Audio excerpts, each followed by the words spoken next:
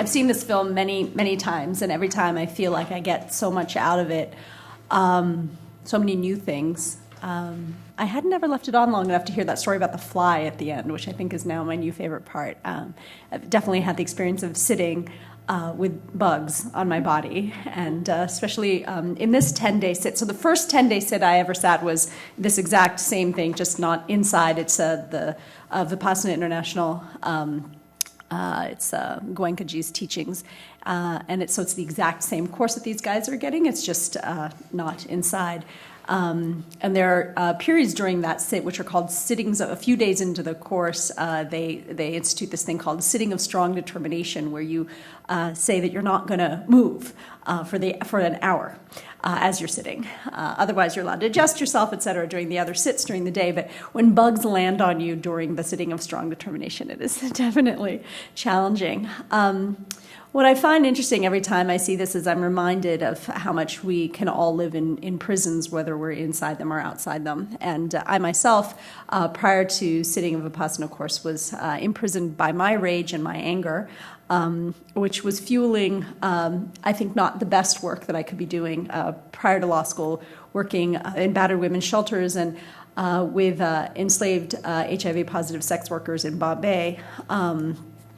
My anger was causing ineffectiveness in my work, and also migraines and all kinds of health problems. And so when I sat this first 10-day sit, on the last day, they also don't explain it in this course, the last day in this video, in this film, the last day they teach a practice called Metta Bhavana, which is roughly translated as loving kindness.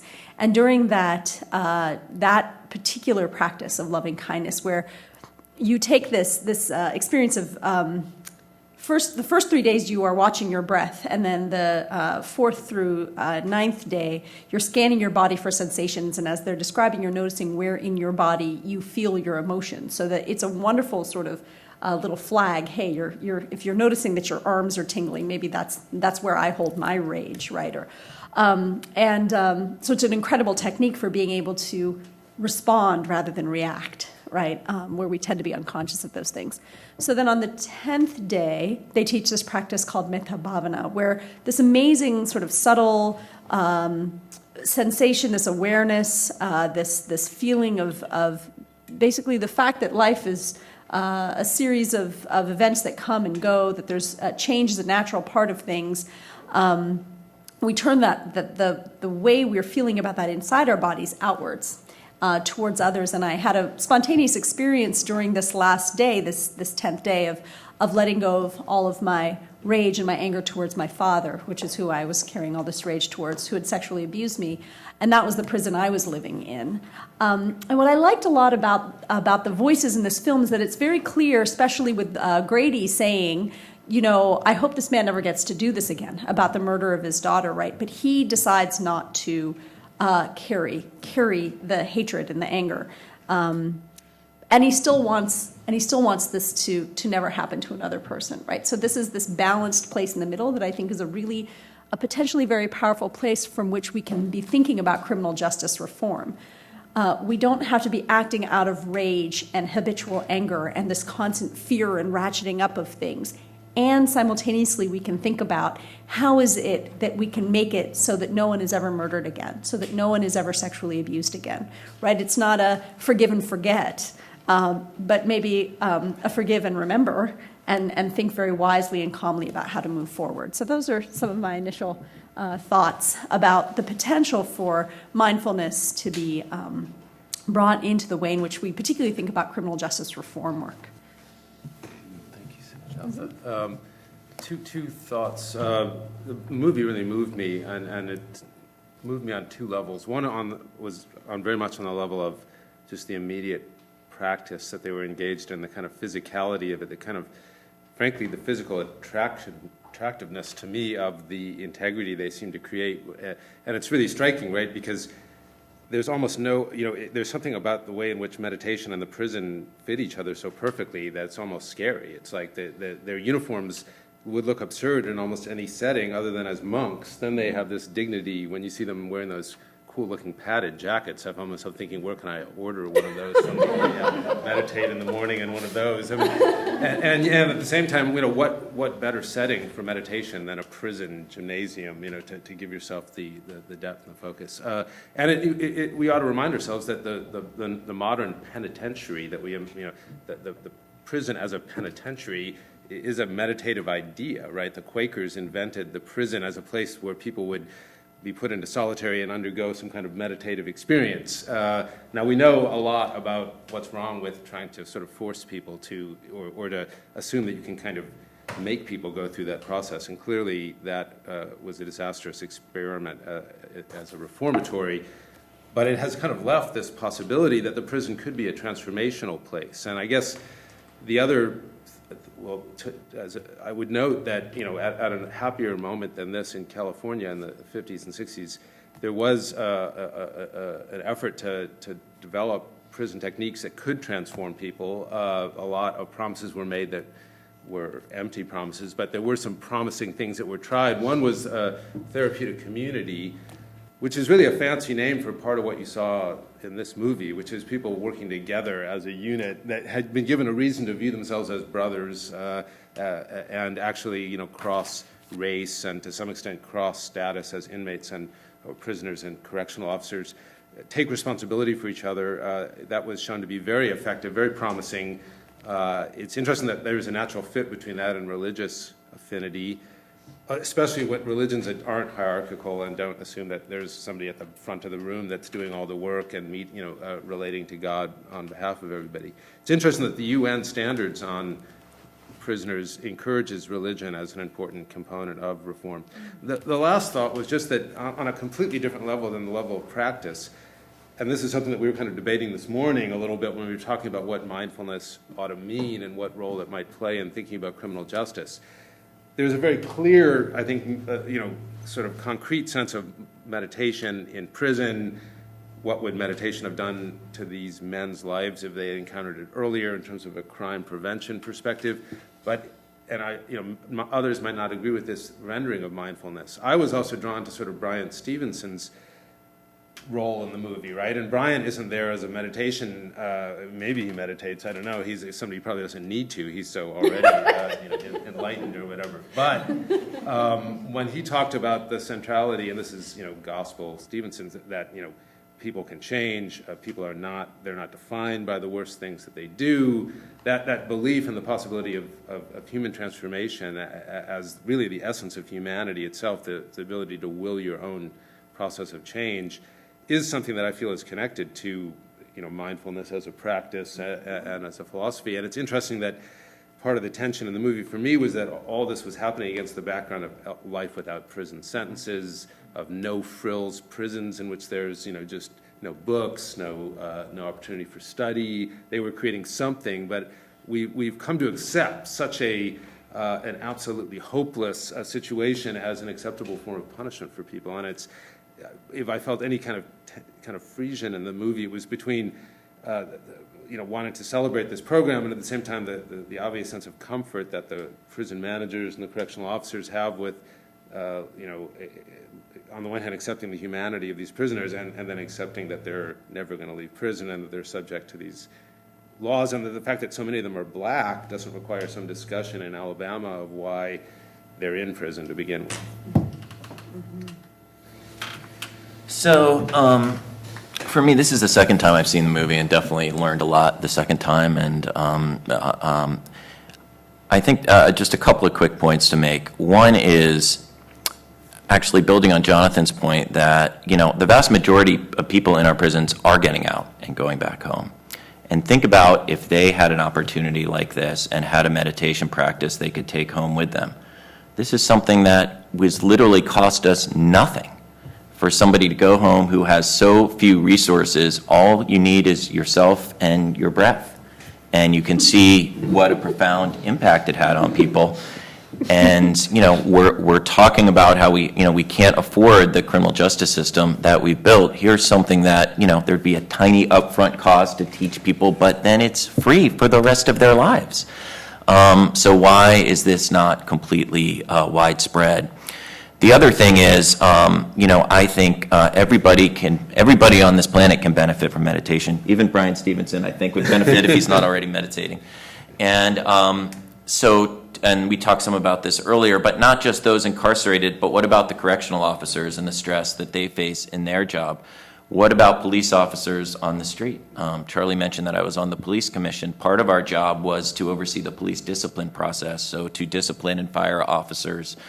So we saw some of the worst behavior by officers that you can possibly see.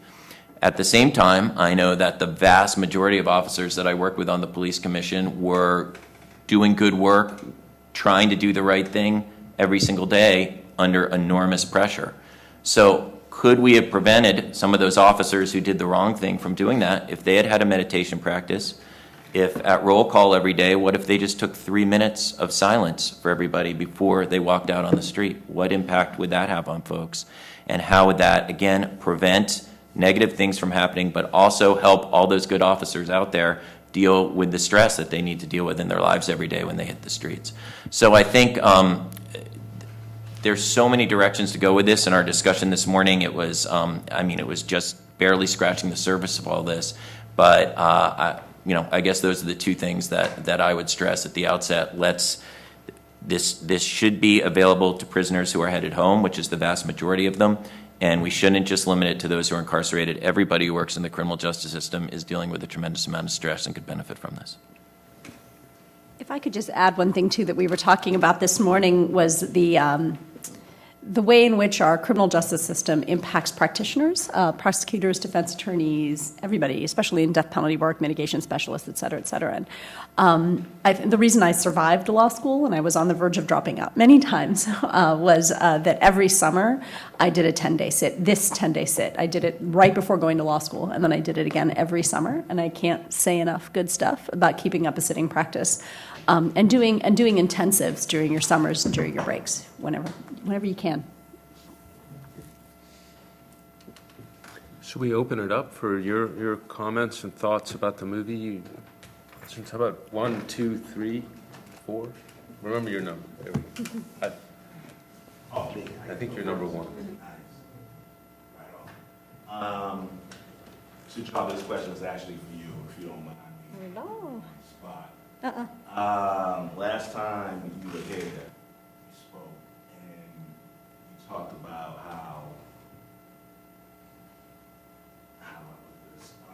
how you have you kind of have a protective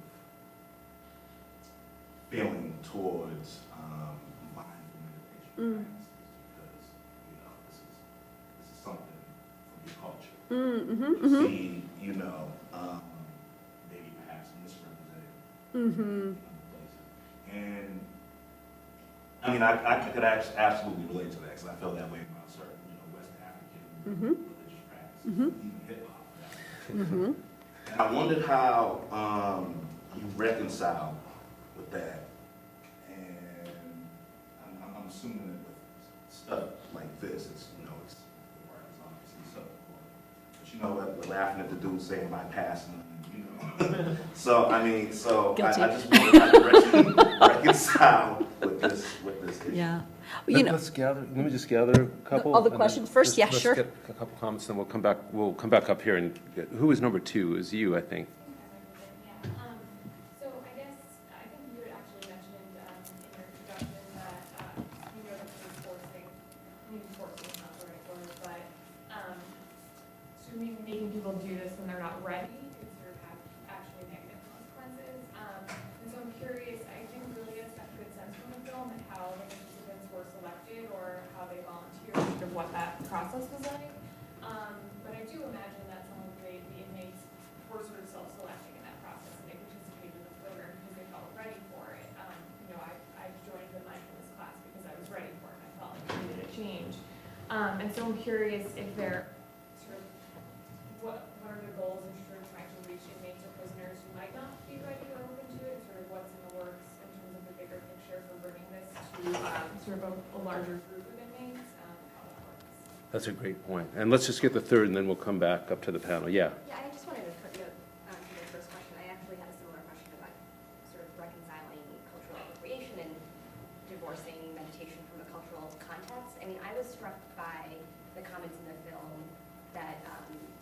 meditation group in this particular context was secular and it wasn't religious, and I understand why it had to be framed that way for it to survive in that particular prison, but it struck me that there's still a cultural context for the two men who were bringing this meditation practice. I mean, they're filtering it through their racial and class and all the various lenses through which they experience the world. And I'm just wondering, what does it mean to bring a meditation practice into a prison when normally the folks who practice mindfulness, at least what I associated with their mindfulness practice, have the opportunity to go outside and breathe air that's fresh and fly to India, or sort of do other things that allow them to be more mindful. And sort of what does it mean to bring it into a space where there isn't that kind of freedom, and just put that into the first question. All right. Well, I think we got a lot to chew on here. So would you want to start off? Yeah. Some reflections on What I know about the application process is that they definitely have to apply. And there's a lengthy application process for all Vipassana courses, inside or out. And I know that this particular Vipassana International Academy thing offers it in prisons across the nation, and I'm not sure sort of so I just literally don't know, and I don't know if anybody else knows about this. No, so we don't know that, but you can look at, it's called www.dhamma.org, and then they have all their information about prison-based programming as well as their inside and outside programming. We were talking about this as well this morning about the issue of potential misappropriation, et cetera, and I don't think of my stuff as mindfulness practice generally. I think of it as my sitting practice, or I myself am Buddhist, and so I very much think of it in that context. But I do feel like there is value to secularizing practices that are beneficial if it's done mindfully. And that we do it in a way that neither strips things of their cultural value, as well as not losing what's best of the thing, often when we are trying to make it something that is palatable to a secular audience. But I really, really firmly believe in the separation of church and state. And so to me, this particular course, I don't know how many people have sat this specific 10-day sit. Has anyone ever done this one? Right. So I don't know if it's your experience as well, but I feel like it treads very closely on the line of being Buddhist. And so the idea of calling this secular, I've always been skeptical about it, even on the outside sits. And so to that end, I don't feel like it's really stripping of its Buddhism, because it kind of felt pretty Buddhist to me. But yes, so I think that people are kind of calling it that in secular in order for it to happen inside, and that. So that answers, I guess, part of it, not necessarily in a great way. The piece about it, folks coming with their own cultural lens, and these two guys coming down from, I think that's the center in Massachusetts that they sit in, and they come down to Alabama, and they live on the outside in that sort of cultural divide. What I will say about this particular practice is that they are primarily teaching you how to observe your breath for 3 days, and then they are teaching you how to scan your body from head to toe, and to learn to understand that the sensations that arise in your body are simply coming and going. And so, to me, that is something that really doesn't have a big cultural lens. Like, literally, it is, does it tingle when it's going? Do you feel it coming in your left nostril or your right nostril? Literally, that kind of minutia of physical sensation. And what does your what does your chest feel like as you're breathing in and breathing out? I mean, that's the same for everybody. And it is extremely scripted to be very specific to the physical practice. There's not like no Dharma talks kind of that are outside of these recorded ones that are done in every context and so it's not. So in some ways, I think this is sort of the best one. It's not the one I practice anymore. I follow Tibetan Buddhism, and this is not my lineage anymore. But so as far as secularizing something to the point where it can be secularized without losing its essence, I think that they do a really, really good job. And because it is so secularized and because it is so specific to the physical practice, I don't feel like it has a lot of cultural baggage in that sense. But that's just my personal experience with this particular practice. Other people may have completely different experiences with it. I would just add on the question of sort of not coercing anyone to be, obviously it would just go against the whole philosophy of this kind of practice for people to be coerced. Now, there's implicit coercion concerns if this is one of the few good things that's happening in a vacuum, right? And that's one thing to be concerned about.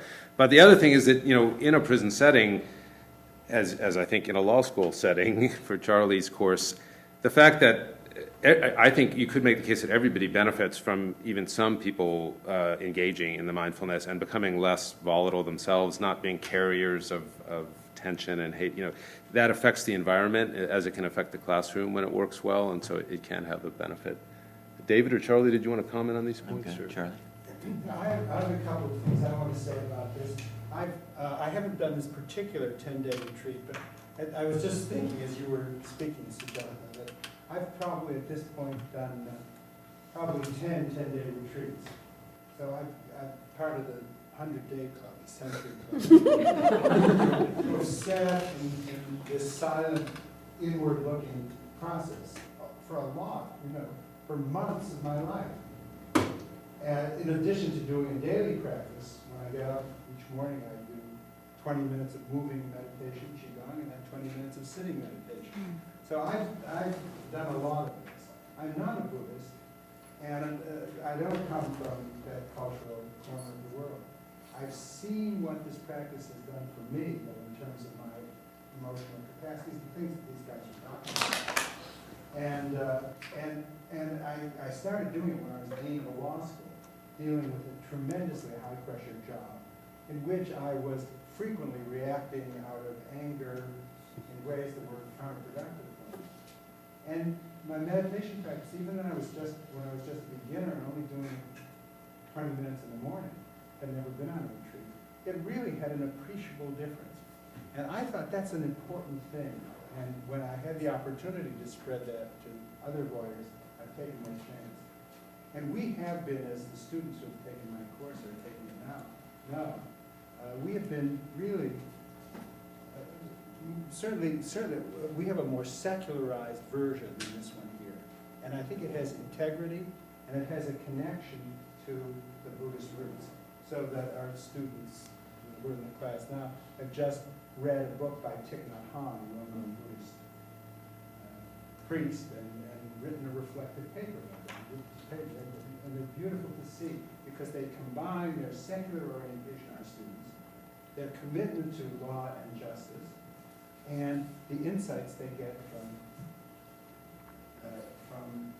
Thich Nhat Hanh. And the question about coercion, people aren't ready for it. I just want to add one thought.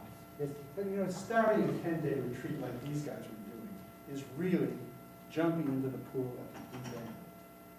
And I frankly don't recommend that. And in our course, what we all try to do is 20 minutes every day, with guided meditation and things. And it's very useful and very important. We saw it in the movie, and we see it in a smaller way in the classroom, is having a supportive group around you. There are people who understand what you're doing and why you're doing it. Is terrifically useful. So one thing we do in a class is everybody has a partner, and they meet once a week to talk about their meditation experience. And that is, I think, a way of overcoming the natural resistance. It was interesting the way he spoke of the natural resistance. You're probably wondering why you guys are doing this, he said in the film. And I think there is a natural reluctance to commit 10 days to something so difficult. The last thing I want to mention is, again, talking about this coming out in secular forms, there's a long article in the Washington Post this week, which you can get online, about experiments that are being run in the Marines to use mindfulness meditation as a treatment for PTSD. They're struggling with this huge epidemic of PTSD, and finding that meditation is, as you would expect, or as I would expect anyway, a very effective way to treat it. It's interesting. Absolutely. Let's get another round of comments. I thought, There's somebody here who really Okay. wants to. okay, Powerful. 1, 2 over here, and then 3 over here, 4. Okay. So actually, I go into San Quentin, and I partner with the UC Berkeley, the Bolt School of Law with the Restorative Justice Interfaith Roundtable. But the other thing I do in San Quentin that I've been doing for like 8 or 9 years is going in, and I'm a part of a group that the men themselves started of receptive silence and centering prayer. So it's a Christian meditation, but Vietnamese Buddhists come in, and so we kind of call it receptive silence, so that way they aren't afraid of that it was started as a Christian group. And it's really beautiful how the men themselves run it, how they've been transformed. And there's many men who are on the outside now, like Vinny, I don't know if you remember Vinny Russo, who's part of the Restorative Justice community. How transformed he is. There's a man, Carl Irons, who's very transformed. Both of them committed murder. And it's really amazing. And 4 years ago, a Vietnamese man came to me, and he brought me the Mindfulness Bell, which is Thich Nhat Hanh's magazine, and he said, Thich Nhat Hanh will be in Escondido, which is close to Los Angeles, and you are going to represent us. And I said, what? And so they really wanted me to go on this. It was a 7-day retreat, and the prison let them sign their names, and I took the letter to Thich Nhat Hanh, and they followed the same schedule inside that I was doing with Thich Nhat Hanh down there. And Thich Nhat Hanh is coming in September and is going to speak at the Paramount, but wouldn't it be wonderful if UC Berkeley could work out a bigger space? And that's my question. All right, that very good thought. Hold that thought. We'll call it a suggestion. Yeah, a suggestion. Let's come over here and get our second thought or comment question. I was really struck by the film. I used to do advocacy work with women prisoners in the Canadian context, and a lot of the women, they introduced a yoga and meditation program, and a lot of the women talked about the importance of that program as a survival strategy. That's right. And I guess I wanted to throw a bit of a caution in how we think about these things, because I guess for me, as I was watching the film, I was struck by, yes, this can be a survival strategy to get through the difficulty of imprisonment, but I'm a bit nervous about the claims to talk about it in terms of rehabilitation or to overstate the claims of its use, because I think, you know, at the root of the system is still structural, systemic issues that meditation can address. So when someone gets outside of prison and they still face the poverty, the addiction, the whatever other issues that they've had to deal with that probably sent them in prison in the first place, that meditation can help them again as a survival strategy, but it's not going to help them with the kind of bigger things that require a much more, I don't know, systemic response. And I guess as I was watching people in that process, I couldn't help but also think of, you know, the description of docile bodies in Discipline and Punish, and Foucault talking about these, you know, well-governed subjects that come and discipline themselves, and why governors in prisons would appreciate this, because you have very disciplined, obedient, non-reactive kind of prisoners. And so I guess I see a bit of a kind of flip side to this, and we want to throw a bit of a caution about how we're thinking about its uses and its potential mistakes. Very, very, very provocative and interesting. Let's come over here and get the third thought. So my question is somewhat related, and it's, you know, I've heard a lot of discussion about the benefits of engaging in meditation, and I haven't gone through any of this, so, but when I do conceptually try and convey the sort of power that this may have to someone, you know, one of the questions I get back is, well, how do you measure how effective it is? And I can see that if this is sort of going to be implemented on a wider scale, that might be a question that a lot of people that are promoting this practice might encounter. Do you guys have any responses to, like, how do you measure something that seems so personal and needs to be communicated as opposed to being reflected in numbers or statistics? That's a great one. Let's just take this last comment and then we'll come up to our panel for a final. Mine, I totally agree with both of you. So like, I think we just have this triangle that's going. So I'm loving this. So my question is like, are there any programs or strategies that you would add to improve the efficacy of these meditation programs in a way? So there's something you would add, like restorative justice or something like that, because like you explain, like when you get out, like you might have this meditation, but how are you gonna like, you know, talk with other people and so forth? And I know there's this idea of being like centered, because I've done a lot of meditation. But yeah, I'm just wondering, like, is there something that you would add to kind of like, you know, improve the efficacy of meditation? Great points. Why don't we just come down the line here, because I think we're going to need to wrap this up after this round. So Charlie, do you want to lead us off and we'll just go down? Yeah, these are excellent questions. I'm going to try to answer them very, or my take on some responses quickly. there's a definite need for systemic reform. The criminal justice system is a disaster. We're thinking about how we do that. What interests me is how you think about reform from a grounded, mindful perspective. Is there a way to build a kind of reform movement that really doesn't come from a place of anger and rage and frustration, but comes from a sense that we are in this together, the commonalities that these guys were speaking of so eloquently about, that's really where we're coming from. We don't ignore the need for systemic and institutional change, but we expect it to be a different kind of reform movement. That is an exciting thing to think about. So that we're not pushing so hard that we're just generating a pushback, and that there may be a way to work constructively once we make a change in ourselves to let go, as Sujatha said she did in her own personal life, let go of that anger and rage as a motivating force and try to build these more skillful and I'm an old public interest lawyer, and one of the things that always worried me about public interest practice is the burnout problem. You know, you've done this for a while and you just can't do it. This is a way to fight burnout. So I think there is that answer.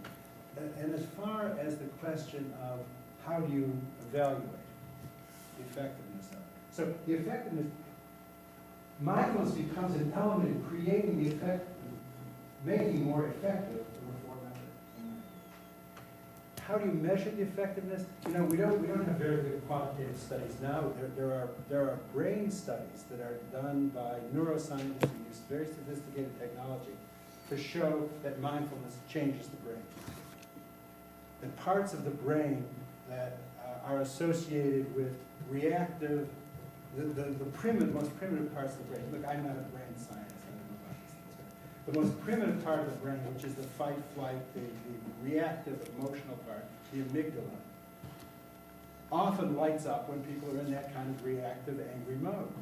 People who are meditating and responding to provocative situation, a different part of their brain lights up. They have a new set of choices that they can make before they decide to lash out, which is what was so important to me when I was a law school dean.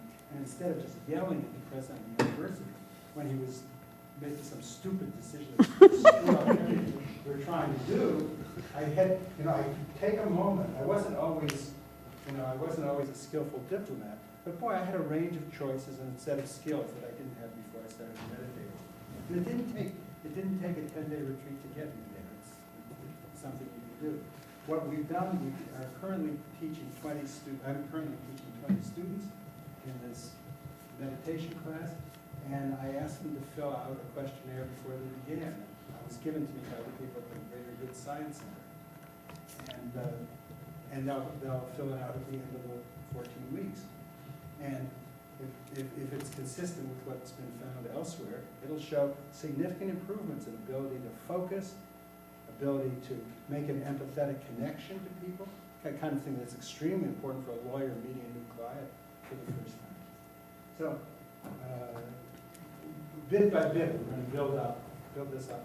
At present, I think to me the most eloquent and persuasive evidence is the subjective. Now, it's not going to persuade a hard scientist. But to me, I'm persuaded by the kind of subjective testimony that you saw in this film, and the kind of subjective testimony that I've heard from Sujatha, for example, about her life, not to mention what I've experienced. I'll touch on three things. Your last point was one of the things I was going to mention, Charlie. But first of all, this is clearly not a panacea. Our criminal justice system is so incredibly broken. There are so many things we need to fix that anyone who says there's a silver bullet that's going to fix the system, there's just no way. We need a complete overall top to bottom. But this is something that I truly believe can be a part of that and should be a part of that. In terms of evaluations, I mean, there is more and more science coming out now, which is very exciting, but I think we need to do evaluations of the programs, like, they know who these guys are. Are they tracking these guys? Now, a lot of them aren't getting out, but you could still track things like what is their behavior record in prison? Did that change before and after? And certainly for the vast majority of people who are getting out, what is the recidivism rates? That's the bottom line. Is this making a difference? In addition to the types of changes that Charlie was talking about that you can measure with pre-post surveys. But to the final point that I was going to say is Charlie's. I know what a profound impact my meditation practice has had on my life. And I think all four of us could say that. And if you've done it, if you know how much it has changed the way you handle situations, then you understand how much it can help someone else change their situation. So, but I think we need the hard data to back that up. And certainly when we were talking this morning about some of the ideas we had, to make sure that we are evaluating everything that's done so we can actually see what's working and what's not working. Yeah, just really briefly, I totally agree with the point about, nobody should be in prison because it's a good place to meditate, nor should we forget that it's sort of, that mass incarceration is a political and racialized set of decisions that have been made by our polity that we've got to struggle with, directly, and there's no meditation solution to that, other than the fact that it, I believe, is a kind of collective unmindfulness, but that's a broader discussion. I do think that the right way to think about things like meditation in prison is very much in terms of survival and in terms of dignity. Prisons are an inherent threat to human dignity, the human dignity of the people being incarcerated and the people doing the incarcerating, as the Stanford prison experiment showed, 50 years ago. And so really the whole regime of prison, to the extent that we're going to have them at all, should be aimed at restoration and degradation prevention. How do we measure it? I think very important question, and important to not just look at outcomes like recidivism, because those are so squishy and so dependent on other kinds of policy choices. I agree with David that we ought to be looking at internal measures, and one neat thing is that actually prisons are sort of laboratories of reactive behavior, because both correctional officers and prisoners have various kinds of bureaucratic weapons they can use against each other when they're feeling reactive toward each other, and so you can literally count the number of sort of tickets flying in the joint, as it were, to see how the general atmosphere and climate was changing and how much it was becoming a more legitimate. And that ought to be the goal, would be creating a kind of order that has its own legitimacy, that doesn't require a lot of force to maintain.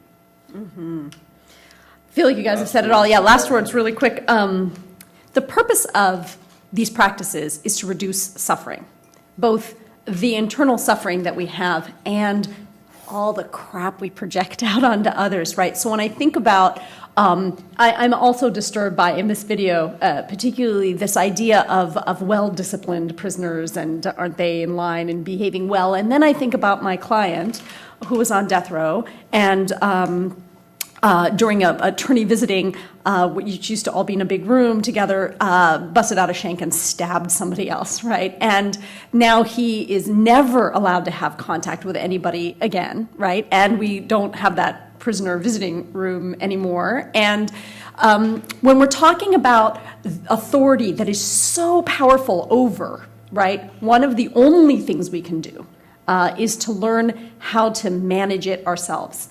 And that what I find in scenarios of sort of impossibility, in a sense, current impossibility, like when I think about the Tibet problem, and everyone's like, the Tibetan people need to resist, and they're all sitting around meditating, and they really need to resist. They would be crushed in 30 seconds by the power of China, right? And so this idea that like there should be this massive armed uprising, it would be over like that. And I see that in the same way inside, right? You can have a little prison uprising, and then it's going to get shut down. So to have techniques that allow the internal fury and rage that you may feel when you are constantly being screwed by that guard, and seriously, people do get harmed by authority inside. I think that there's an amazing gift that we can give people to be able to manage their own hatred and rage. I felt it in my own life. There's nothing I can do to bring my father back from the dead to get some sort of justice for what he did to me. All I'm left with is working on it myself. So that's a piece of it. And to know that resistance isn't isn't relegated only to rage, but there can be resistance out of love and compassion, right? And we've seen incredibly useful social movements that approach it from that side, from a place of incredible discipline and love and compassion, and that there can be extremely effective resistance, and that I am no less interested in ending both mass incarceration and things like child sexual abuse, just because I don't feel as much rage as I used to, right? So those are just some things that I think of in relationship to my practice. Thanks so much, and I guess thank all of you for making time on your Friday afternoons for this topic, and hope to see you at a subsequent event. Thank you.